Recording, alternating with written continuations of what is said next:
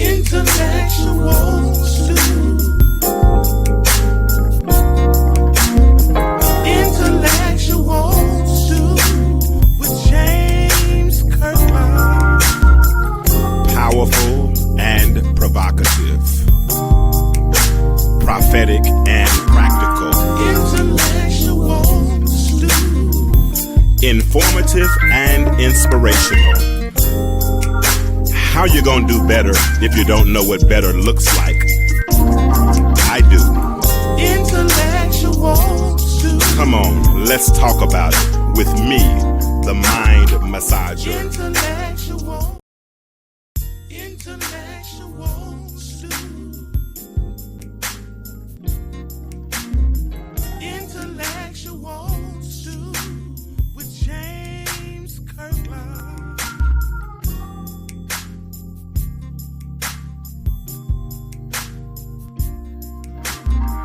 Intellectual stew.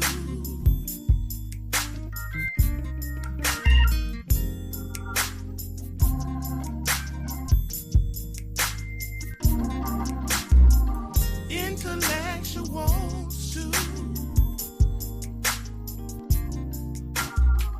Intellectual stew with James. All right, what's up? What it do? Time for another episode of the Intellectual Stew with yours truly, James Kirkland, and I might have a guest or two tonight. But I wanted to do first of all, what's up? How y'all doing? I don't want to just jump into the show. Do me a favor, go ahead and share this thread. Let somebody know that the Intellectual Stew with yours truly, James Kirkland, is on so that they can get on and be a part of the conversation. We're going to expand upon the conversation that we had on last week. But before I do that, how was your weekend? I mean, how was your day? How was your weekend? Come into the chat. Let me know what how your weekend was, how your day was. It's 9 o'clock. I know Monday Night Football is on. My Braves are getting massacred right now by the Philadelphia Phillies. So I had no problem turning that TV off, and I really don't care about either of those football games. So I decided to jump on and do our regular Monday night show. So I'm excited. So what's up? How was your day? How was your day? How was your weekend? My day was cool, rested and relaxed. I was tired because I had to split my sleep in half last night. I had to pick up my child from the airport late last night. So after I came back, I couldn't get back to sleep. So I've been off. My sleep pattern has been off today, but I got a nap right before the show. So I'm waking up. So if the second half of the show is better than the first half, that's why, because I was probably too sleepy and I probably messed that whole thing up. All right, thank you, man. No, it was you. It was Avery. Avery. See, that's what I like about Avery. Avery's telling me, bro, you ain't got no sound, and you were right. I didn't have sound. So thank you for all those that helped me on this show. So listen, last week I talked about how this year as African American people, we've had certain wins. We've just had some wins, man. We've, some things or some situations that we as a people can unite around. Oh, hold on. Let me pause. Put an abrupt pause right quick. Listen, if you want to get on the show tonight, you can. It's open mic night. So whatever I'm talking about, if it's something that you want to talk about, let me know. Look, in fact, let me go ahead and do this right quick. I'm gonna go ahead and put the link for Facebook in the chat because there might be something on your mind that we have not discussed yet, and you want us to discuss it. So if you want us to discuss it, I'm down. I'm cool. If I don't know much about it, I got Google, and I'll try to find something so that we can continue this conversation. So let me put this. I'm by myself, y'all. So let me put this link in the chat. And once I put this link in the chat, like I said, this is open mic night. If you want to jump in the conversation, tonight is the night to do it. Here is the link for those that are in Stew Nation that are watching. And I'm getting ready to share the link on my main page. That's the link for Stew Nation if you all want to jump in. And here is the link for my main page. TJ Walker, if you want to jump in, bro, we're going to talk about some social justice stuff in a minute. So, and I know that's your area. So one of your areas. So there the link is open mic night. We're talking about it. So last week I talked about wins that we as African American people had. Montgomery, Alabama, on August 5th, Augusto de Mayo, whatever we want to call it, Cinco de Mayo. I mean, Cinco de Augusto, whatever we want to call it. That was a win for Black people because we finally stood up as a people and said, Jarvis is joining us. Thank y'all, Jarvis. Hold on right quick. Let me get it. If you can't get here, hold on. If you can't get here on time, just get here when you can. We appreciate you, brother. I appreciate you. So now I got to redo my whole introduction because Jarvis is here now. Yeah, I'm just joking. I'm just Now you gotta what's do up? no reason. I What's ain't going happening? on. What's going on? So listen, so we've had wins this year. Cinco de Augusto, 5th of August, that was a win. Black folk came together. We united against the white folk, and we said we ain't taking this bull stuff no more, right? Ain't So no. that was a Oh, win for us. That was a win. Hold on, let me show you another win. Here's another win. A couple of weeks ago, or no, last week, a little young lady by the name of Coco Golf. There she is. She won the U.S. Open. That was a win, man. As a people, bro, we had a sense of pride, right? I mean, because Serena did her thing, Venus did her thing back in the day, but now we got Coco, and Coco, what, 19 years old, right? And then one that went under the radar, Jarvis, last week was this one for me. When Michael Irvin was oh yeah, exonerated, bro, when he settled that $100 million lawsuit against yeah, Marriott because yeah, some white girl said that he harassed her. Now, yeah. court of public opinion went to work. They automatically took him off the air and, like a little boy, sent him home, right? But Yeah. Michael said, I ain't taking that. He said, you're not going Right. to disparage my name. You're not going to mess me up. You're not going to do that kind of stuff. So he sued him. And to Right. me, that was a win, bro. You know, for Black Right. people, because so many times, and last week we talked about it, Jarvis, and we're gonna talk about it some more tonight. But so many Black men, especially in the late 80s, early 90s, were falsely accused and Hmm. imprisoned and were Yeah. put in prison for decades. I mean, 20, 30 years, 40 years for crimes that they Hmm. didn't even commit. Yeah, and that's a terrible thing. That's a terrible thing, man. And you know what I mean? I'm not saying that even I can't even go in to say if OJ did it or not, but you're talking about wins. And so my dad, I think he purposely took me to this little Chinese restaurant in Pine Bluff for a Mhm. buffet, and that's where we watched the trial. You know Okay. what I mean? And it was full of other races. You know what I mean? You had pink toes, brown toes, everybody, black toes, and whatever. You know what I mean? But when they announced that verdict, that was my first experience with somebody acknowledging disgust. Yeah. And so I'm here sitting with my dad, and my dad was like, you know what I'm saying? He was like, you know what I mean? Even though he could have been wronger than four left shoes. I don't know. You know what I mean? The truth. But the thing was, just like Montgomery, Alabama, for us, it was a step that says we're here. Yeah. You know what I mean? It was a Oh yeah. step that Oh yeah. says, hey, our words are clear. You know what I mean? And so that's Absolutely. that's what it meant to me. Yeah.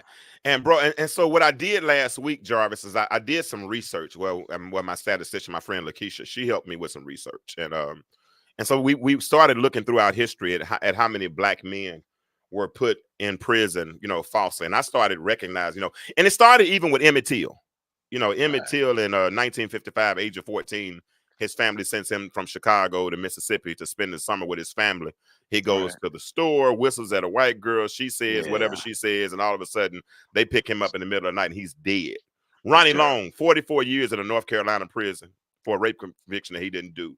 Leonard Mack, 1976, was wrongly convicted, spent 46 years in prison. Mm, Jesse Johnson was sentenced to 400 years, but he ended up getting off. So all these things keep on happening over and over again. And I wanted to acknowledge even a couple of more gentlemen because I think these guys that have spent their adult lives are worthy of acknowledgement. You understand what I'm saying, yeah. Jarvis? But I that to mean, me, that is it's one thing to be falsely accused. It's another thing to be falsely um terminated.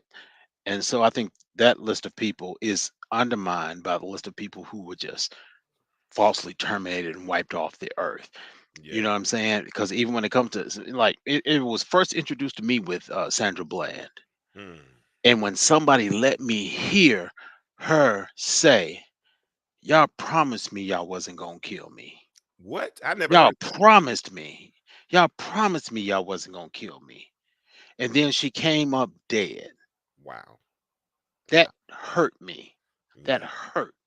You know That what was I'm a tough. saying? That was tough. That it was. So I'm not saying there was a lot of people who were falsely accused, and a lot of people are in prison. You know what I mean? There's a lot of people in prison who did some stuff, a lot of people in prison who didn't do some stuff. So it depends on which judicial system that you're in.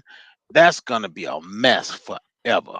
Yeah. You know what And, I'm saying? and let me introduce these guys. Right. Man, we got Mr. Ralph. Here he is. Mr. Ralph. Hold on. Ralph Blaine Smith, right? 49 years old, was jailed 21 years at the age of 24 for a crime that nobody committed. He spent time in prison to learn the law to prove his innocence. He was awarded $1.3 million. In 2000, Ralph Blaine Smith was accused of armed robbery in Lancaster, Ohio. During his trial, Mm, prosecutors alleged that Smith and another black man broke into a home occupied by two adults and their children. According to the homeowners, Smith and the other alleged intruder ordered them to open a basement safe. Prosecutors claimed the men stole rare comic books, jewelry, and about $10,000 in cash. Smith was linked to the crime after being identified by the man and the woman from a series of photos. It's worth cool. noting that there was no other evidence linking him to the crime. He was eventually convicted of aggravated burglary, aggravated assault, and kidnapping, along with firearm specification. Smith was then sentenced to 67 years. Wow. 67 years. Here Lamar Johnson is. Lamar Johnson. Life sentence was overturned by a Missouri judge after he determined he was wrongly convicted for a murder he never committed. Mr. Johnson spent 28 years in prison, but they didn't want to give him a settlement, so he has a GoFundMe right now, and I think he's only been able to raise $128,000. But I don't think $128,000 is anything when you look at spending 28 years of your life. I think at bare minimum they should give them the minimum median income for every year they were in prison. If they were in prison for 40 years and the average median income is $45,000 a year, they should give them $45,000 times 40 years, in my opinion. I don't even think it's enough. I still don't It's think it's not. enough. Yeah, At I bare don't think minimum, they it'll need to be do that. enough. Bare minimum. Yeah, Yeah. at bare minimum, that's Yeah. not enough. I mean, they should be taken care of for the rest of their lives. They Right. should have health care. They should Right. have counseling forever. They should have access to education. I Yeah. mean, whatever. They need to be assistant to the warden, whatever they need to do. Yeah. I think they So I need. think the problem with that though is it admits a wrong in the system. You know what I Yeah. mean? And once you do that corrective action and you admit a wrong in the system, it's going to be a trickle down effect. Yeah. Oh man, there's so many people that's been wrongly accused that they just paid under the table, but did they pay them enough?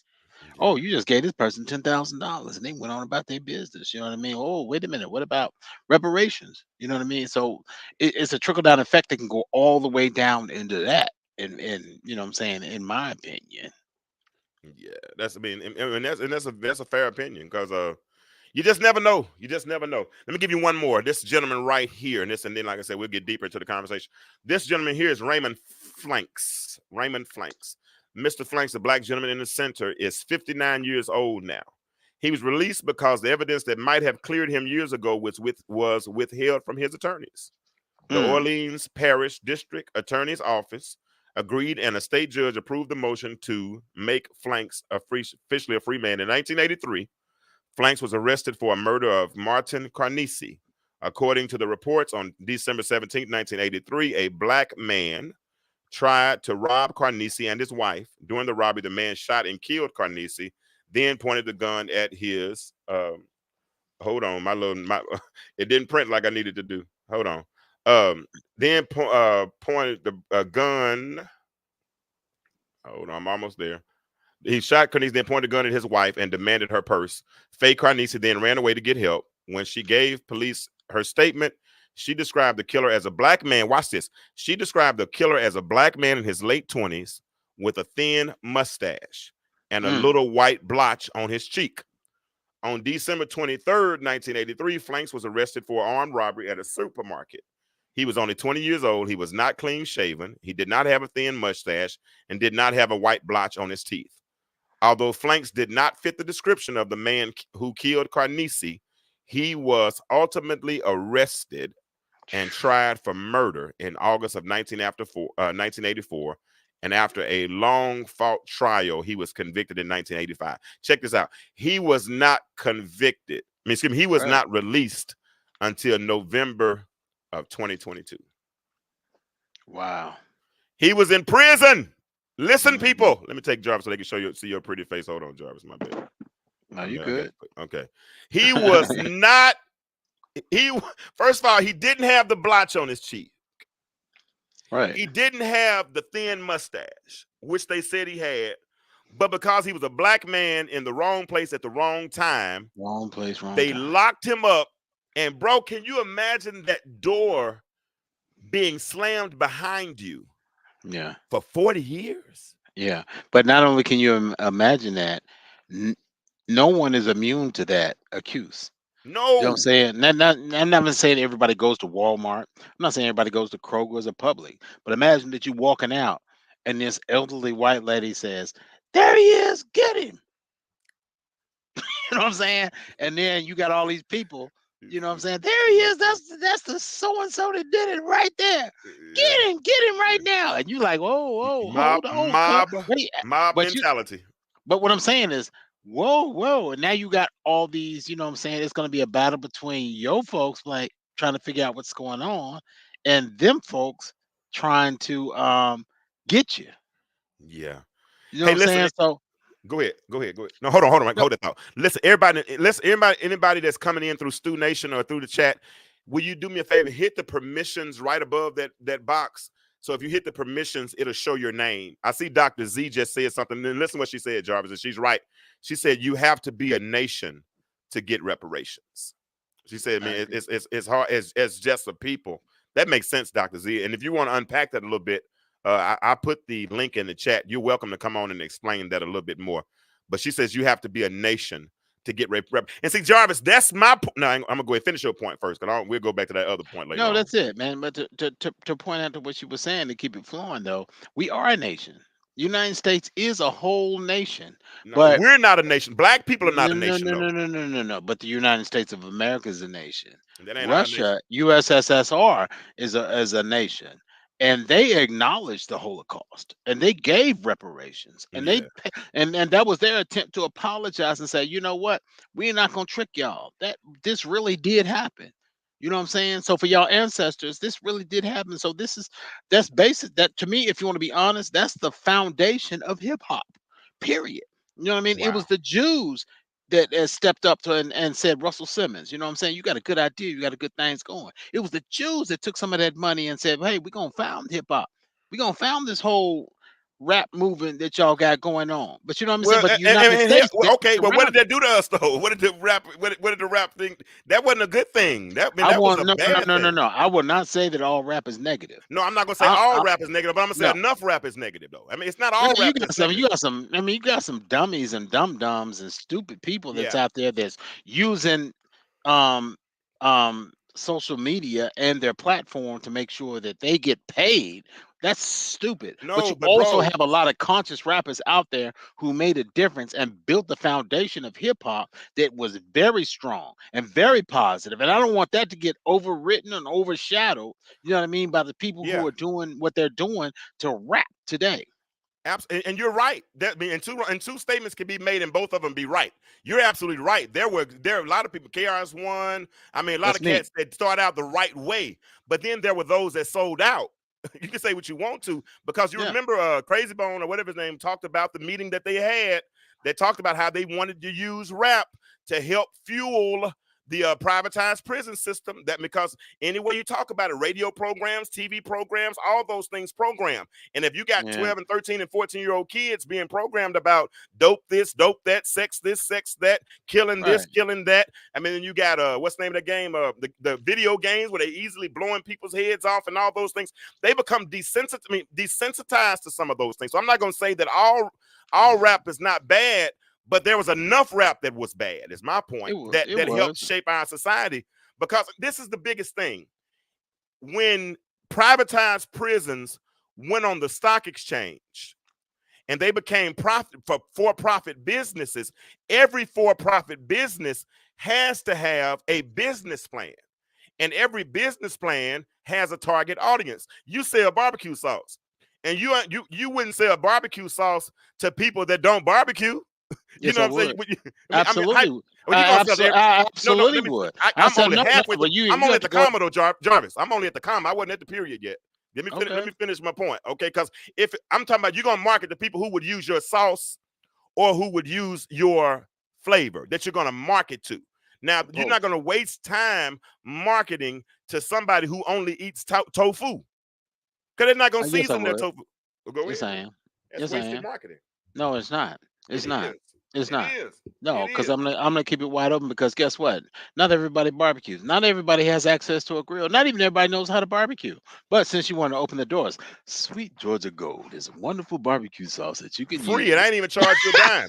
But at the end of the It's but at the end of the day, you might do it that way, but marketing teaches you. You pick a target audience and you market to who you're gonna market to. I you know do, you do and things you a little bit expand. abstract and look, yeah, and you're gonna market to who you think it works for. That's like the Pareto principle, right? If you got the Right, Pareto principle, you're gonna focus on your 80% strength. You're not gonna focus on your 20% weakness, because if right, you focus on your 20% weakness, then your 80% begins to suffer at some point, right? So as a right. target audience, what the privatized prisons did is they focused on a market that would be more susceptible, the ones that weren't paying taxes, the ones that weren't considered to be productive members of. Y'all help me out in the chat, y'all. If I'm wrong, let me know I'm wrong. If you want to come on the show and talk to me about it, the link is in the chat. It says https://streamyard.com. You're welcome to come on. So this is my point.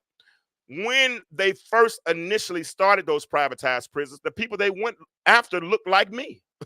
Right. And those were those. That's when they put crack cocaine. Those of us that watched Snowfall and we saw the story of how crack made it into California and then it made it throughout the United States and all these types of things. That wasn't a white drug. That was a black drug that depressed a lot of communities, and it had very little cocaine. But that very little cocaine was enough to get a mandatory 10 years. Right. When you had white people getting caught with powder ounces, and they were just going to rehab because of the disproportionate sentencing and all of those things. So that disproportionate sentencing filled up prisons. At one point in America, we made, and I did research on this stuff, so that's why this is such a passion for me. But at one point in America, although we only, as black men, we only made up 6% of the U.S. population, at one point we made up over 40% of the U.S. prison population. How does that I work? believe that. I believe that. We made up over 40% of the U.S. prison population when we only represented 6% of the U.S. population. Well, because Who was advocating for us? That's my I mean, question. yeah, Go ahead. prison is a business. It's a business. Yeah, Prison there you go. itself, just like anything else, you know what I mean? Just like barbecue sauce, prison itself is a business. And when they market, you know what I mean? They're gonna average what's coming in, what's going out. You know Yeah, what I mean? And they're gonna yeah, average how much it costs and to house each one and how much it costs to release and rehabilitate each one. yeah. It's And still a business. how much they weren't productive in society on the streets. For instance, if this cat is not paying taxes, you know what I'm saying? He's not going to college. He's just kind of just living alone, especially 17, 18, 19. It was crazy. And I'm sure you can relate because you came from Fordyce. And so you're familiar with Arkansas. You know how Arkansas was. Think about the cats we went to high school with, right? After Mhm. high school, we had a choice. What did we do? We either went to the military, we went to the yard, UAPB. That was our spot. We had choices, right? And if we Right. didn't make those choices, a lot of cats that we did when we would come back from college, 2, 3, Right. 4, 5 months down the road, 6, 7 months down the road, a lot of cats we hung out in high school wasn't around anymore. They Or wasn't on the street. they was doing the same thing, As far as what? hanging on the streets. You know Yeah. what I Oh, yeah. mean? It's same thing. Okay. Yeah. Absolutely. And what happened? And then I'm gonna tell you what messed me up, because I was in Vesper Choir at University of Arkansas Pine Bluff. Shelton McGee was my choir professor. Rest in love, Shelton McGee. But Shelton McGee took us to the Tucker prison back then. Tucker was minimum security at that time, and we went down there to sing. Right? Do you know how many people I saw that I went to high school with that were down there? Mm. I mean, I can call them by Right in name, there. bro. Right Yeah, in there. right. That people ain't. Was smoking Norfolk in there with you singing in the prison? Smokey was in the choir with me, bro. That's He, how me. he was That's how Smokey and I was know he each in there other. singing in the prison and giving them that I don't know if Smokey went the to the prison with pre-love? us or not, because I'm not sure if that was my first year, because Okay. Smokey's a year behind me, so I'm not sure if he Okay. went to the prison with us that year or not. But we went in there, we sung our songs, man, and they were in there all white, and my boy, I ain't gonna say his name, then my other boy, I ain't gonna say his name, then my other boy, I ain't gonna. I mean, I saw these Mhm. cats immediately. They see about what's up, Kirk, and then you better be quiet. You better be. They got to shut Yeah. up right quick before they get in trouble. But that's Yeah. where these guys went, bro. You understand what I'm saying? Yeah. Because and most of those guys lived in depressed communities, or they lived in the projects and all those types of things, right? So they had no one to advocate for them. Most of the times, I'm sure they had what you call a public defender. Yeah. And public defenders, they made more deals than they did trials. Mm. And so And they when did. They did. I mean, I'm facing something like that now. You know what I yeah, mean? So it's a process. You know what I mean, that everybody has to go through. But I mean, because the whole, I mean, if you think about the city of Pine Bluff, mhm, when a judge, before they open the envelope of a docket, what is it? It's most likely drugs or violence. mhm, You know what I'm saying? That's going to be the majority, or theft.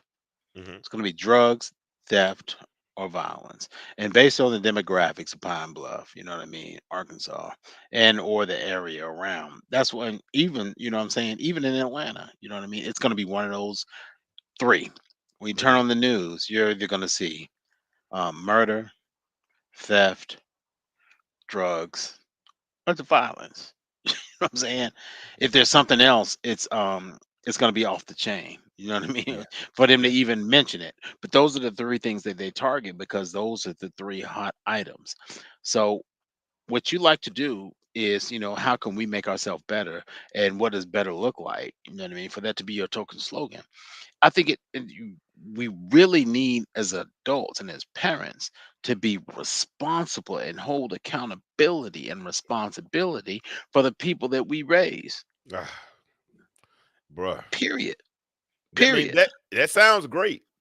No, It no, no, sounds no. It should sound greater than great, and it should no, sound like something, because I get more parents, and by me mentoring, I mentor. It mhm. hurts for someone to just be like, I can't do nothing with them. You do something with them.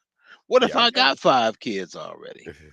I What if get I it. can't? But what if your son just gives me the representative of himself? Yeah, And then when he gets around his boys, he still does what he wants to do. Does that make me responsible when I turn on the news and I see little, you know what I'm saying, little JoJo or whatever on the news, and say did what he had to do and shot somebody? No, that doesn't make me responsible. yeah. You But know? that's an interesting that's an interesting scenario, and my response was somewhat ambiguous when I say it sounds good. It sounds great. It does sound great, but the problem is everybody wasn't raised to raise children. That's my point. Some people aren't equipped. Shouldn't have had children. Should their parenting cards should be revoked. I All could those dig things. that.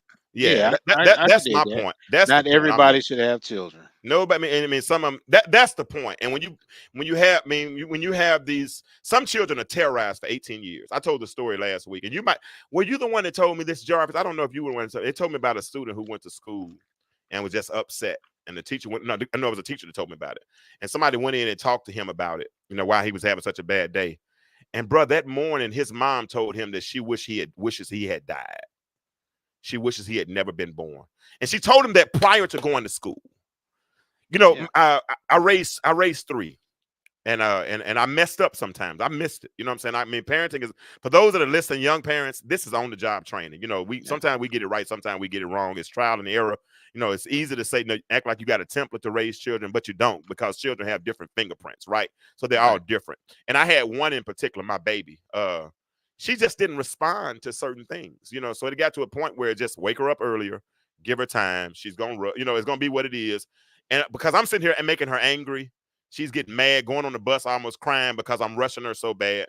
So I'm putting her in first period with a bad attitude. You know what I'm So saying? wait a minute, but you're the dad, right? I get it. I You get it. wait, no, no, no, I'm listening. Are you a single dad and you're doing all this by No, yourself? no, no. I was married then. I was Oh, married at okay. that point. But No, you're I was married. still getting up in the morning, you're putting her on the bus in the morning. Hmm. Absolutely. I did that man, bro. That was what I did. You know what I mean? I'm a daddy. I mean, because number one, if somebody tries my child between here and the bus stop, they got to see Yeah, me. that's right. You understand what I'm saying? And if the bus, and I need the bus driver to look over there and see me. You understand? Yeah, It's certain I things, do that. just the visibility point of it, Hmm. because when they see you, it just Yeah. brings about a whole I had to different, just stop and acknowledge it, because that's a I appreciate difference. it. I appreciate. So the thing was, like I said, I got to the point where I realized, why make her mad every day? Why make her? And we're responsible. We're responsible. If I'm using an analogy now, if our children are the hands or the cards that God dealt us, we have to be responsible with that hand, right? To maximize the most out of it. So if I'm realizing, because even the Bible says, provoke not your children to anger. So if I'm sitting here every morning making my child angry because I can, or because I'm an authoritarian, then all I'm doing is I'm breeding, somebody said generational trauma. I'm breeding this trauma, these traumatic situations. They're going to school because if she's mad at me and gets on the bus and cusses out the bus driver, it really wasn't about the bus driver. It was about me, but she couldn't cuss me out. You feel what I'm Okay. saying? So we So put these. Go ahead. no, I'm asking you, do you feel like that's the base of that scripture right there? Because it do not provoke your children to anger. Come on. Knowing that Yeah. your children will try you, and knowing that your children, they're going to push you, especially if they can find a Okay. little angle that they can get away with.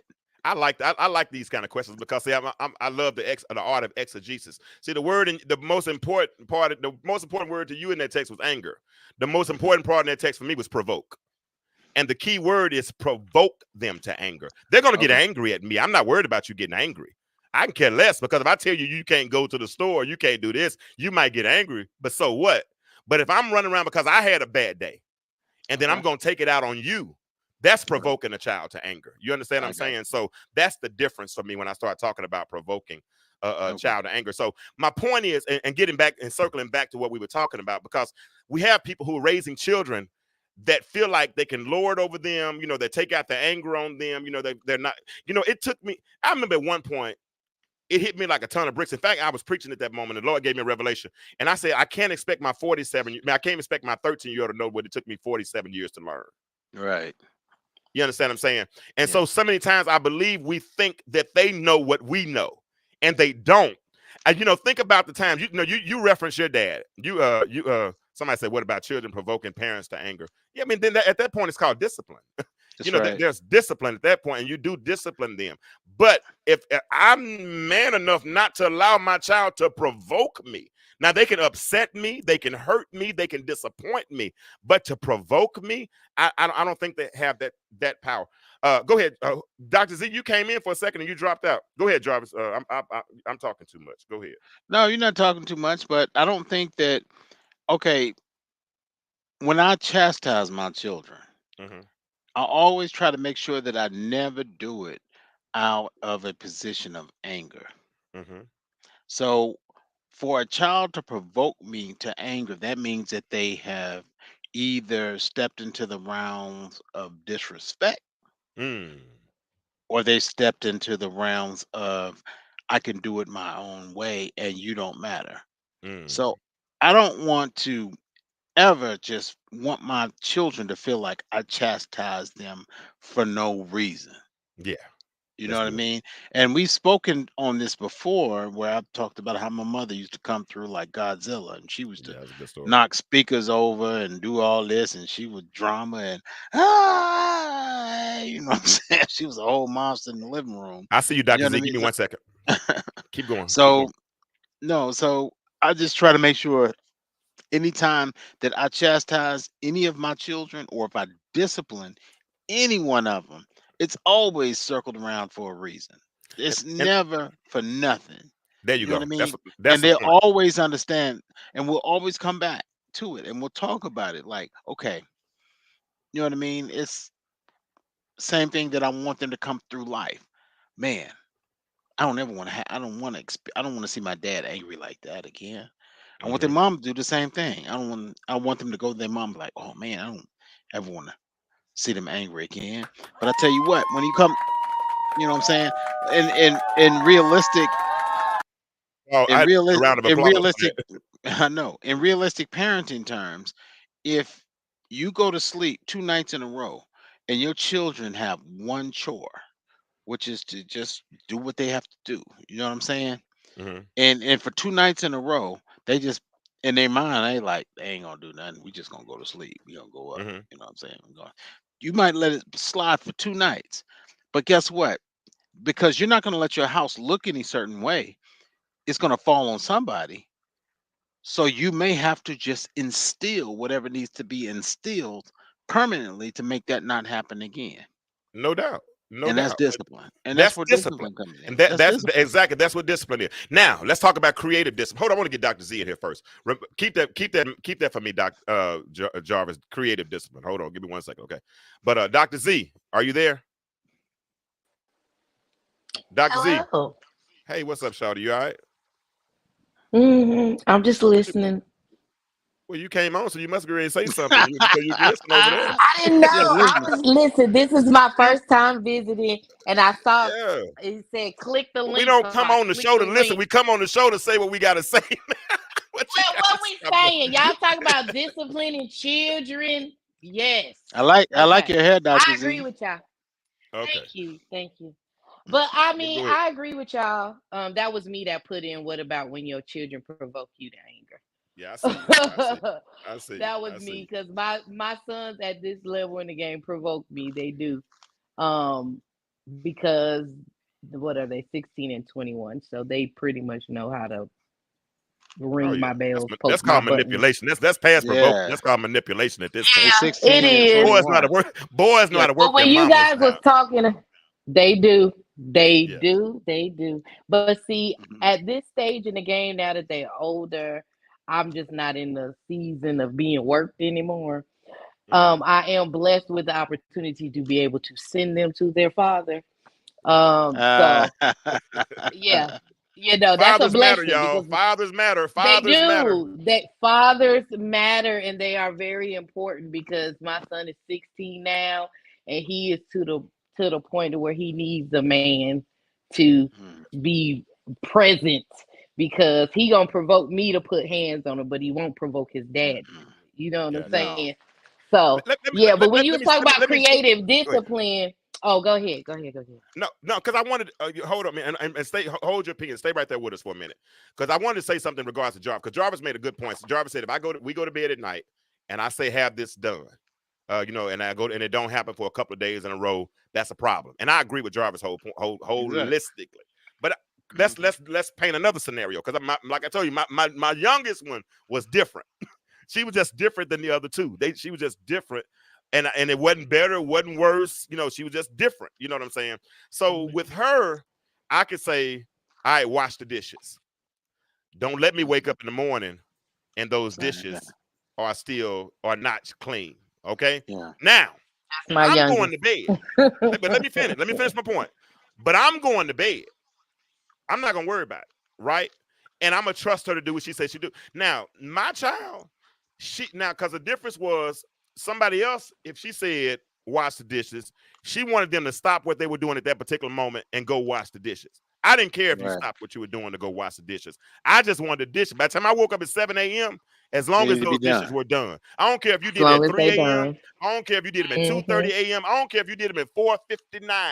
By the time I get up at 7 a.m., all that matters 4:59. to me is that I Is get that they those done. dishes are done. Some parents, because of the authoritative figure that they are, they'll say, stop what you're doing and do what I say, do it right now.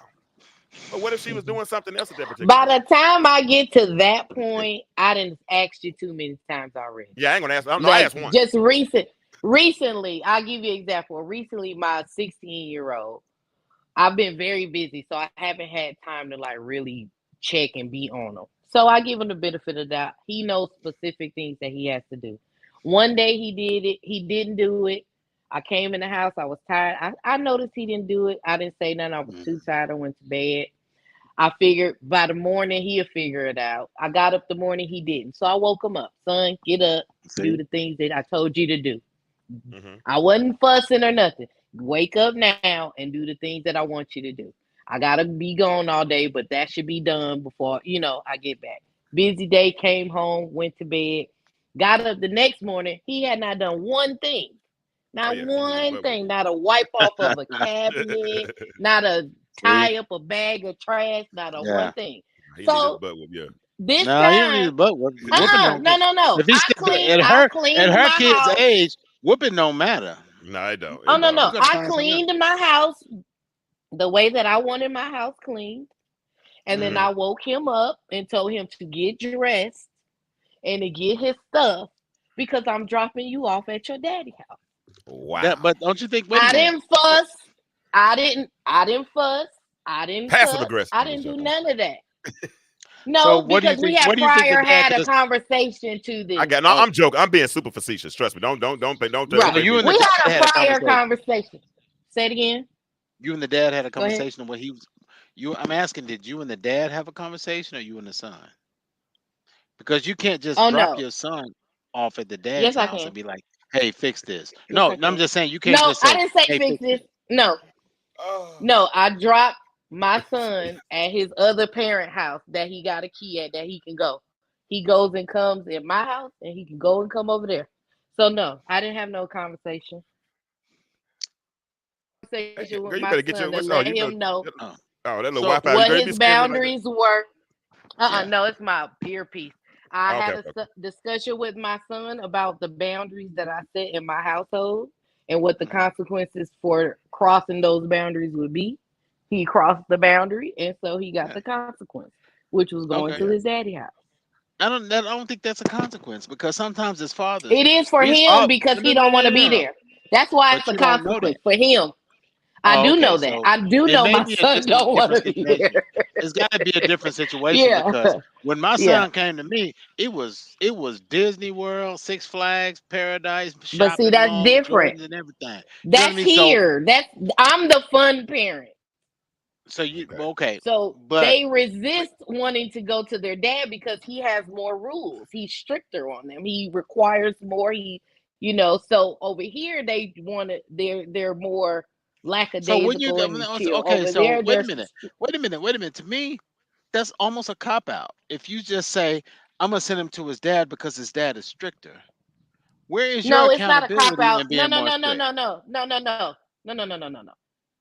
At this stage in the game, I'm not sending him to his dad for his dad. They can figure that out. I'm sending him to his dad because I am not longer going to deal with it. Now, in terms of my accountability, I have for That all of earpiece them keep going out on you. 16. Mhm. Sorry. Can you hear it? Can you Yeah. hear me? I just Okay. hate I to have hear for a been the parent to say, primary parent. Wait a minute. I have been the primary parent mhm, for all of their life. So I've been the one to okay, handle all of the everything, the pains, the Mhm. schools, the whatever. Okay. Mhm. So at this stage in the game, I'm opting not to. It's daddy's okay, turn. okay. Yeah. I'm not copping out or Gotcha. nothing. I'm just tapping out because I'm worn out. And But if it's he a cool, does have access to his other parent that he can utilize. So it's their Yeah. well, so turn. do you and the dad have a relationship? We had a relationship, yes. We Okay, I'm communicate talking when about, it's about our uh, children. Mhm. and that to me, that's what's so important because if you meet somebody because you're very pretty, you're gonna meet somebody, and if he met Mhm. somebody, you know what I'm saying, Oh, and they he's get on, married. Their dad is married. and Mhm. so they're married. Mhm. Regardless of what his wife says or thinks, you and him need to have a one-on-one and be 100% on board with making sure because at 16 that's a critical age. It's a It very is. critical age. It is, and it's It an age is. where you want to try the world because you think you know it. You know what I'm saying? You think you got to figure it out. Be And where if you he can don't, be the least if you the don't, least if resistant. Yeah. right, right. But I, if you don't, because so it should be a team effort. Because before my son came to leave me, and you know Ephraim Neely, because he came on your show. See, that's right. Yeah. Ephraim got me custody of my son. Mhm. And before I I got custody agree. of my son, before I got custody of my son, it was a full conversation with the grandparents down there, the mama, and everybody. They said, "Hey, Jalen, he's a beautiful boy. He's good and he's smart and he's this and that. But hey, he can be combative. He can Yeah. be, he can So get a when smart mouth and he can do this. But guess what? Me, the mama, the grandparents, everybody was on one accord because it was one team. Yeah. It wasn't. It would so never be one of the things. with my Mhm. children, it's always I've not raised my children alone. I've raised my children with a village. Okay. Sometimes their father has been a part of that village, and sometimes he's not. Life happens. Gotcha. And So let it's me hold and on. even when he and I were at I guess the heighten of our disagreements or battles, we always were on the same accord with our children because our Gotcha. relationship is different from their relationship or Right. my relationship with our children. So we've always been on the same accord with that. And I can dig Even with that. us being on the same accord and agreement with how we parent, Yeah. She can both leave. been Yeah. Hey, equally parenting. gotcha. Hey, Let me let me let ask me you hold this. on. Let me make a No, pic. I No, want no. to Before you ask. ask, Can I ask her go something ahead. real quick, Yeah, because please? we done lost the whole audience on this conversation right here. Go I ahead. am so Go ahead. sorry. Hey, Yeah. was your baby daddy fine? Oh God, I'm finna block you. I mean, Was No, my no, your no. baby baby did daddy fine. fine? I I think mean, he was attractive. Yeah. he was attractive. Okay, so he was fine, right? So what he was a g- does he have the qualities of being a great father and being a fine man? He does. He does. Okay. He has the great qualities of being a fine man and being a great father, right? Hmm. Okay. I think he So has when it comes, potential to do that. Yes. yeah, he does. So when it comes to teamwork and building, would you consider yourself someone who is very nurturing and mothering and gives him Yeah. everything he needs, right? Yeah. Okay. Yeah. Him meaning the father. Yeah. No, no, no, Yep. to your son. To Him your son. meaning my You know what son. I mean? Yep. Hmm. Yeah. So Hmm. with that, he's a great man and he's, you know what I'm saying, and he's a fine individual. And you are a great mother who is nurturing and responsible. That's a house within itself. You know what I mean? So Hmm. are you willing to at some point to make sure that everything is within that house that needs to be within that house to make sure that your son gets everything that it needs? Other Have than always just always saying, has. okay, okay, I'm Always asking has. because But see, okay, I think the misconception what may if be this, what that if what if because what I'm if your Hey, turning son's y'all gonna have to over have father, this. the lease. Y'all gonna have to have this conversation all right, another time on y'all own show, cause y'all all done right, flipped the whole script yeah, of what I'm talking about tonight. I yeah, promise I'm y'all in have. it. I'm in. Yeah, I like what you're telling me, yeah, man. yeah. I know, but we're gonna have to do that on Jarvis night on Jarvis on another drip because right now we doing something else. I'm trying to. I know it's open mic night, and Z, you came Well, on here. it's And important. it's It's very important I important. because just a heard lot the of mothers, conversation y'all was talking about. So yeah, No, I you enjoy but it, said but open mic, I and ain't know. that's what y'all was I didn't talking know. Look, about. I ain't know Jarvis was gonna so critically question you like he's doing you, right? Because he I'm breaking sorry. you I'm down not. to I No, the don't I'm not. mind nut. I'm not. because it applies. I'm not. No, it No, applies to the it ain't a topic. matter. So I No, don't. it does. Yeah, I don't. Well, a topic, It absolutely. applies to the topic because it's valid. It's valid It Yeah, is question. yeah. valid. She So But looks. She seems. I, mean, the I know point she's a is, great mother. yeah. No, this is the point though. The point is that when we start talking about, because we circling back to black men getting falsely accused, right? And we're talking about them not being advocated for and how they end up in these certain situations where they end up in these situations where they're not represented. You know, they end up in prison. I mean, because put it like this, Jarvis. Well, I can say for me, if my 18-year-old would have been picked up on some trumped up charges, he probably wouldn't have stayed there long. You know what I'm saying? Because I can advocate for myself. I would have gotten him a lawyer. I would have done things to put him in a better position, right? And so those are the things. So when we talk about the provoking the children to wrath, making them angry, going to school with bad attitudes, when they get bad attitudes, now they get labeled. Because think about it, Z. If you piss your son off in the morning before he goes to school, then he goes to school with a bad attitude, then he cuss out one of the teachers. And then all of a sudden now you got to go to the school because he cussed out a teacher. Well, he really wasn't cussing out the teacher. He was cussing out you because we talked about this last week in the show. So many times when these little boys are picked on, or not picked on, but even disciplined or abused or whatever we want to call it, they can't take it out on their mama.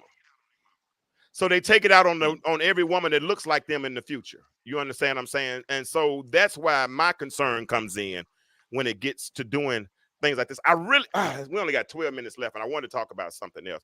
Dr. Z, thank you for coming in. We're going to flip the script right quick, okay? I'm gonna get you on here for the full time next time. I want well in a few weeks. I'm I want to talk. sorry, Dr. Z. I No, just like talking to you. I know he fine. no, Doctor, no.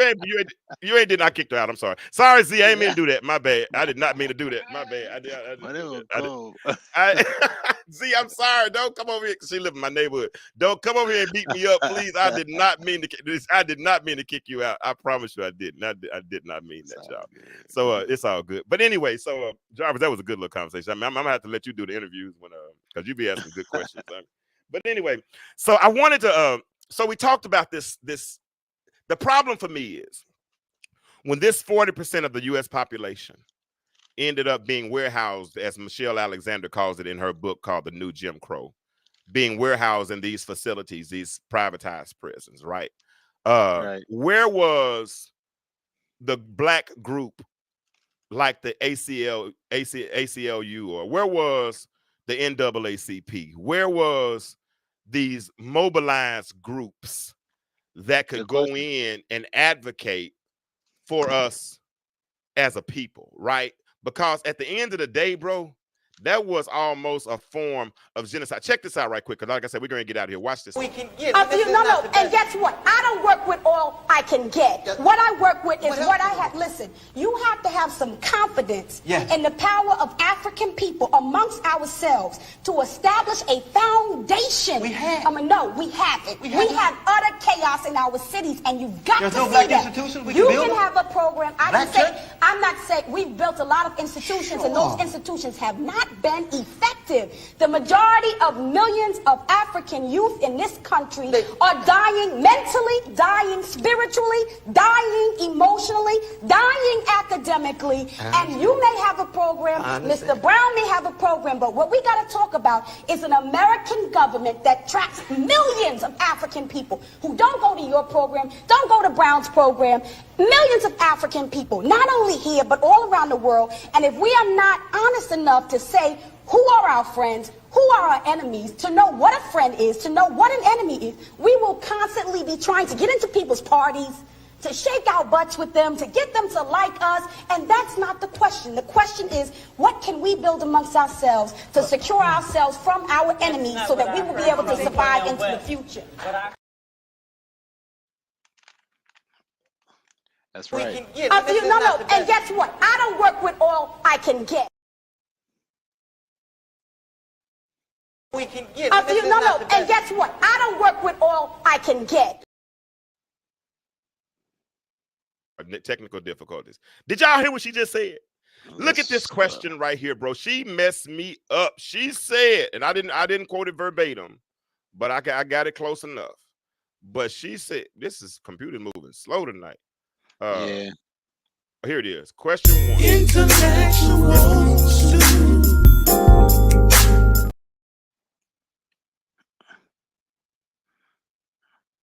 Did you change shirts? Off, y'all. So that's not on me. I'm sorry. Okay. But anyway, here the question is.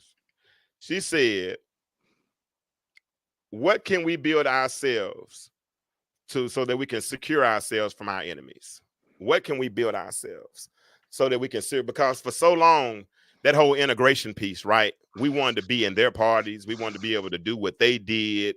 We wanted to be able to live where they live. We wanted to be able to drive what they drove. We wanted to be able to do those jobs. You know, sometimes I think as a people, as a for Black pride and everything, we were better off when we were segregated to an extent. At least we did, could sing songs like I'm Black and I'm proud, Right. But when integration comes in, it weakens our substructure, right?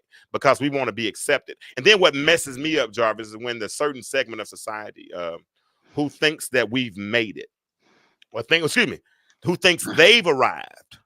And because they've arrived, they think it should be easy for everybody else to arrive. And I think that couldn't be farther from the truth. Yeah. But I mean, for me, one of the first things comes to mind to me is how many people came on the backs of blacks. You know what I mean? Like if you look at a lot of the schools today, a lot of the businesses today, a lot of the markets today, a lot of the hotels, a lot of the small stores, a lot of the restaurants. You know what I mean? These are not products of the original segregation that came apart. You know what I mean? The original segregation rules that came was for blacks. I ain't gonna lie, I thought it was, Absolutely. especially in the South, it was for blacks. You know what I mean? Yeah. But guess what? There is so much to benefit from in this country that blacks don't utilize. So when But they these don't other know about? cultures, they know it now. Well, I won't even know. I don't know if they don't know about it or not, but they don't Yeah. utilize because for the Indian culture and for the African culture, for the Jamaican cultures, for the Hispanic cultures, for all them to come in, and they're thriving. They're taking over the neighborhoods, and I'm not being Oh, yeah. racist or anything like that. They're taking over Thank you.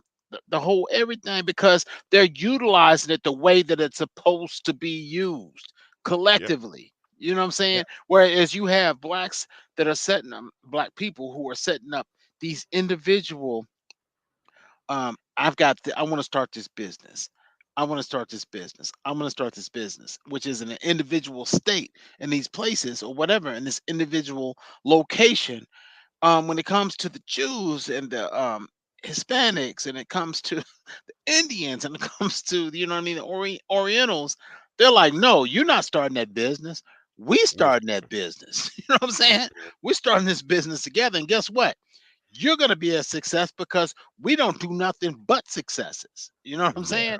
And that's who we compete against as small businesses ourselves sometimes out there. I may want a cleaners. You know what I mean? But where am I put it? Yeah. And you know what, man, and you know, and when I start talking like this, some are we there? Oh, okay. I start talking. This internet is really tripping. Can you hear me? I can hear you fine, man. Your Okay, face good. is Well, you see, froze, but I'm you're good. my screen is froze. Yeah.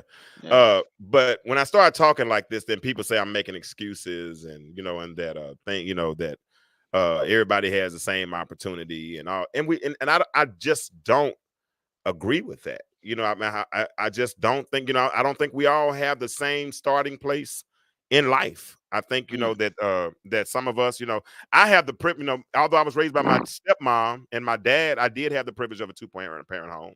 I did learn the consequences of my choices. I learned that if I got in trouble, that I was probably going to have to meet the end of a belt, or I was going to have to be on punishment in my room, but something was going to happen behind that. And it made me think twice about whatever it was that I was trying to do. Right. And so yeah. when we start looking at these whole things, because my point is, part of the point is that whenever we've tried to progress as a Mhm. people, um, they've always torn it down, right? And No. then you got, you talk about how the different cultures come in here and they're able to set up shop and all that kind of stuff. Yeah. But who was it that talked about the miseducation of the Negro? Right. Who talked about, the best way to hide something from a black man is to put it in a book. Mhm. Ignorance is an issue. Yeah. Not knowing is an issue. Mhm. Look at the stuff we jump on, Jarvis. Look at the stuff even on social media. Mhm. The stuff that we say. Man, I looked at Larry Reed. Larry Reed today put a statement out, put a video of Leandria Johnson getting baptized, and it was in this little small tub, right? And Darius Cooks, he has all this influence in the world. First thing he does is he goes on and says, well, they couldn't get a better vessel than that. Right. Because in the Right. South, they might pull out the wash tub Yeah. to baptize people. And Yeah. so then Leandra Johnson comes in and cusses him out. These are two very influential people in the world, right? Right. And they're fighting on social media. Mhm. And I But think, though, go ahead. I'm sorry. no, what I'm saying that proves to me, you know what I'm saying? You started with your upbringing and you started with how you were raised and you know what I mean? The things that made you a man and your foundation. To me, that's the total difference because Absolutely. a person can be birthed with something or a person can be blessed with something, but that Hmm. still doesn't deter that person from being an asshole. You know what I Oh, mean? absolutely. So you can be blessed and you could be birthed with having the greatest ministry in the world or having the greatest, you know what I'm saying, blessing for other people in the world that you want to give and the ministry that you want to do. But if you're an asshole, it's gonna fall back on who you are. You know what I mean? And Absolutely. and guess what? It's temporary. So the Darius Cooks of the world, oh, yeah, it's cool, whatever. It's only a matter of time before that ain't gonna last. Or it will. Absolutely. But either it will or it won't. Either he'll come around and he'll be like, you know what? Shit, I'm an asshole. Whole I'm ass. sorry. I don't know if I can cuss on your show. He either I come around. discuss he's a whole ass. Yeah, He ain't no he'll either asshole, come he's a around and be whole like, ass. man, I'm an asshole, or he Yeah. won't, and people will realize that you know what I mean, who he is. But character wise, James, you're a great person. Mm. You've always been smart. You've always been nice. You've always given people your 100% self of who you are, no matter how closed or open that is. When a person comes up on you and they shake your hand, they hug you, whatever, they be like, nope, this ain't number James D. Kirk right here. That's it.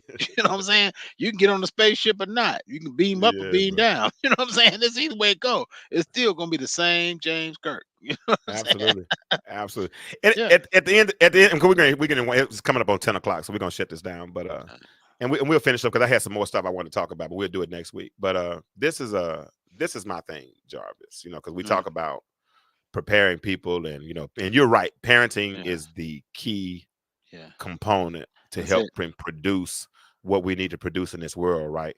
But Mhm. I'm gonna ask you this question. I want to ask the audience this question on our way out, and you all answer it for me. I'll give us about 3 or 4 more minutes to answer this question. Mhm. But do you think you can become the effects of what you have not been exposed to? Absolutely. You think you can? So, Yeah, if I've absolutely. never been exposed to something, I can become the effect of it. Yeah, absolutely. Yeah, So, absolutely. explain. Yeah. You mean I guess you're balancing between cause and effect. And even though you haven't caused something, No, can you still no no. no no no no no. Okay, go Just ahead. listen to me. Because Okay, you have to balance it between cause and effect. So a lot of times, like I'll give an example. You saying can you not be the cause of something and still be the effect of it, or can you mm-mm. be in a situation where you have every opportunity to be the cause of something, but you're not the effect of it? No, I'm not saying that. I'll give you an example. For instance, if you weren't raised in a Spanish home, right? So Hmm. you haven't been exposed to Espanol, Right. right? So you probably can't speak Spanish Se habla un poco español. unless you go and unless you now. But even exposure can come through an app. You might take Babbel. You know what I'm Right. saying? You might use you might use Google Translate enough where you start to recognize the words. So Right. that's exposure. So yes, Hmm. I can become the effects of what I've been exposed to. Like, for instance, if I've never been exposed to good parenting, Hmm. you understand what I'm saying? Then I really don't know what that looks like until I get exposed to it, right? If I've been raised strictly out of trauma, you know what I'm saying? I mean, from the time I was 1 year old, I was told I ain't no good, I ain't gonna be no good. Like that little girl in Arkansas when they rescued her, the little white girl, when she had been a victim of severe abuse. When her parents, when they asked the police asked her what her name was, she said her name was Idiot. Okay. Why do you think she answered idiot? Because that's Because all that's she had all been she was called. exposed to. And so that's what she had been exposed to. You understand what I'm saying? And we're the effects of what we've been exposed to, no doubt. But if I haven't been exposed to it, it's hard for me to say that you understand what I'm saying?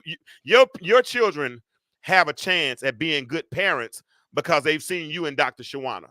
You understand Hmm. what I'm saying? Back in the day, we black people had a good chance at being good parents because we saw Claire and Heathcliff. You know what I'm saying? Now who we got to look at? Right. You know, Right. what's the example that we have, right? So that's why I say it's hard to become the effects of what you haven't been exposed to and what you haven't embraced. Does that make sense? No, yeah, I mean it does, but I think the answer is to be that. You know what I mean? Because like when we go to Alabama, there's people there's and even sometimes when we go to Arkansas, there's people that'll say, "Hey, we don't know nobody to this day that's been married for 18 years.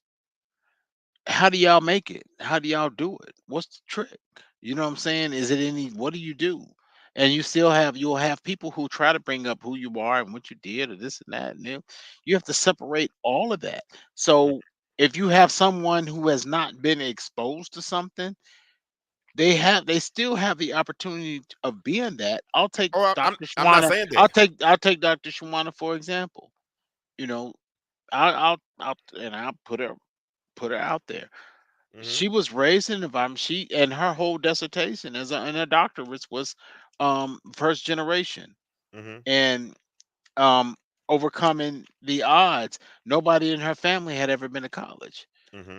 but she went all the way until she was like, I'm not stopping until I get my doctorates. So for her, you know what I'm saying? She never experienced what it took to even graduate high school or to raise herself as a senior in high school, or Mhm. she had to overcome those things and continuously keep it pushing. And then I don't know where she got it from, because her grandmother wasn't a college graduate, her mother wasn't a college graduate, and her sisters and siblings, and none of them were college graduates. Mhm. So you know what I mean? And only thing she could do was to keep moving forward. You know what I'm saying? And I know you don't want me to take the spiritual path, but there's something Oh, that's I deep, ain't say deep. that. Oh, okay. Well, there's something that's deeper within you that's gonna speak to you when people can't. You know what I mean? When people can't talk to you, it's gonna be something within you that's gonna speak to you. I You think know? it's, but I think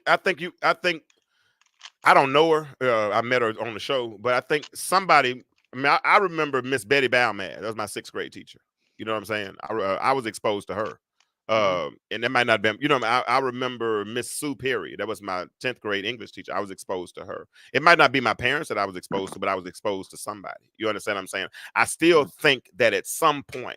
That's just like, can I get chicken pox? Well, I guess I could get chicken pox, but 9 times out of 10, if Jarvis, if you invite me over, yeah, I'm going to put this innuendo out there real quick. Yeah, I'm being shady right now. But if you invite me over to eat some jerk lamb chops, right? Jerk lemon lamb chops, whatever Yeah, you cooked the other day. I sure If will. you invite me over for some jerk lamb chops, right? And and uh and I come over and I eat them. I've been exposed to them, right? So Yeah. that didn't work the way I wanted it to work. That Now, didn't if work. you're gonna get exposed. I'm exposed you Z, to I'm ready to get everything off the show. Z but trying to guess come back what? on. I'm ready to go, Z. We get ready to go. Z trying to come back. I ain't got 10 more minutes, Z. We get ready to go. I'm tired. I'm ready to get off the show. I struggled Yeah. to make one happen tonight. I love you, Z. But we're gonna do it again next week. I promise you are. But no, so y'all think I about that a love little you. bit more. Y'all think Yeah. about that a little bit more, because I want to play with that some more. The only other thing I was gonna do tonight was was to look at why we need to build a system, a subsystem to protect us as a people, right? You know, we always ask the question, if we had an ask, what would our ask be as a people? You know what I'm saying? Because we just don't have it. Everybody's needs are so individual and diverse, you know, Right. that we don't have a universal ask, right? So I think we need a ACLU. You know, we need a stronger NAACP. You know, we need a stronger Rainbow Push. We need something that advocates for all Black people. You know, she made a very good point in that video, because she was talking to some very smart men. She was talking to Cornel West and other people. And Cornel West was talking about what he had been successful doing. And she said, no, you are successful. I commend you. But your program doesn't help everybody. It helps you. And for it to help everybody, it's going to have to be a governmental approach. It's going to have to be a holistic approach. And it's going to have to be us as a people. We as Black people, light skin, dark skin, fat, tall, skinny, whatever, smart, educated, uneducated. You know, it's going to take everybody coming together as a people, looking at the common good, right? Looking for a viable outcome that will positively affect all of us as a people. I got visions that I've been sitting on for years, right? But my vision, Jarvis, starts with pre-K. And I raise them from pre-K through 8th grade, because I got them from 5 to 13. You know how much you can put into a young boy between the ages of 5 and 13? You could change the trajectory of his whole life, right? During those sensitive years, you know, but we don't advocate. We don't put together. I don't. Go ahead. Yeah. I think it should be a total responsibility for everybody. Everybody. Every man knows somebody that they can interject into. Absolutely. Every man. Absolutely. Every man knows at least one young man they can interject, and they may not even know that they need it. Do it anyway. Do it anyway. You know what I'm saying? Because I guarantee you that even when it seems like that they don't get it, they get it. And, You know and what you I'm and I saying? are like, Joe. We can see kids, and I mean, I saw a little boy at Golden Corral the other day, and he was with his grandparents or whatever they were, and walking out, and he was struggling to open the door, and then granddad was struggling to open the door, and I looked at the little boy. I said, "Boy, you weak as well water." And his grandparents just bust out laughing. I said, you can't even open that door. I said, Granddaddy, you strong. You right where you need to be. But little boy, you weak as well water. And all of a sudden I gave him a high five, dapped him up right quick. The parents laugh, grandparents laugh, and he's smiling, but just that little quickening, just let him know. You know what it let him know more than anything, Jarvis? I bet the next time that you see him, I bet you that door get open. Oh, yeah, absolutely. I said, and all it meant was I see you. That's all. And I do it all the time. I was with somebody for lunch today. And I walked in, and there was this black older gentleman. He had on Kansas City Chiefs. I don't like Kansas City Chiefs, but he had all this little stuff on, right? And I walked in. But by the time I walked to that door, I had figured out 5 ways to start a conversation with him. Yeah. And so when I spoke to him, the person I was with, she said, that must be that Arkansas in you because you are so friendly. I said, well, he's an older black man. Yeah. I'm respecting him just because of who he is. I said, but little do you know, I figured out about 4 ways to talk to him before I walked in the room. And I figured out I used all 4 by the end of our conversation. You know what I'm saying? Because I just respect him as a person. And I was basically letting him know, guess what? I see you. And so many times as black people, we see each other. You know how I know we see each other, Jarvis? Because, when you came to church, you could be all the way across the room and see me, right? But when we make eye contact, what are we going to do? That's it. We're going to throw that head back, right? You're going to make eye contact. Up or down. Either nod, or we're going to get that up or nod, or we're going to give a head point blank because I see you. And there's so many young people that need to be seen, right? Yeah. I mean, because they haven't been seen, by the time we see them, it's too late. That's right. And that's what I want. I want us to see them sooner, right? Yeah. So we're gonna go ahead. I'm sorry. I had a young mother, man. She one of the what I did was I did a volunteer at Camp Hope this past summer. Oh, you gotta go, my man. So what I did was she had 3 sons, and all 3 of them had 3 different personalities. So she explained to me, she said, hey, they've all got 3 personalities, so they got to be approached differently. I didn't care about that. I didn't care about that at all because I'm one person. You know what I'm saying? And I'm one person that can communicate in a vascular amount of ways because that's the way that we're created. You know what I'm saying? I can deliver to each one of them. And guess what? All 3 of her sons had an awesome time. Awesome time because that's the way we are. So it doesn't matter if you see a young man, communicate with him. That's all you got to do. It means a lot. It means a lot. Hey, it's been real, Jarvis. Thanks for rocking with me tonight, man. I appreciate you for real. We're gonna continue to do these kind of conversations because they're so necessary. I think everyone who listened tonight, if you know someone else you think that needs to be a part of this conversation, don't be ashamed to share this thread with them. Don't be ashamed because they need to hear it. And we're going to keep having them. I'm sorry about the technical difficulties tonight. I don't know why my internet is being intermittent, but hopefully the sound is sufficient, and we're going to keep the conversation going. Listen, Little Rock and surrounding areas, I'm working on an event. I want to do a meet and greet. I already got a plan for that. Probably looking at the end of October the 30th, somewhere around that range. We're going to do a bonfire. I got a plan. So we're going to do that, but I'll give you more details on that in the coming days. Jarvis, you got anything before we go? No, man, much love. If you have the ability to reach out, man, it was a beautiful conversation, man. And thank for everybody for coming on, man. And thank you, James. Tell them about your barbecue sauce. Oh, Sweet Georgia Gold. Oh, let me close my shirt. I want to make sure everything's a Sweet Georgia Gold is available on Amazon, man. It is the #1 selling sauce, man, on Amazon right now. Yes, we got Amazon top choice, man. Again. So back to back, man. If you like that sauce and you've had it before, check it out. If you haven't, look up Sweet Georgia Gold. It is different. I'm trying to get it down. When I come down to homecoming, I'm going to do a meet and greet and a presentation, man, at 2 of the tailgates that are down there. So well, we'll give you an opportunity to talk about it on this show as many chances as you get. But we're out of here. As I say every time I get ready to leave, I appreciate y'all for listening. But the world is changing. My question for you is, why do you remain the same? Y'all have a good night, and I will catch you next week. Good night. Peace.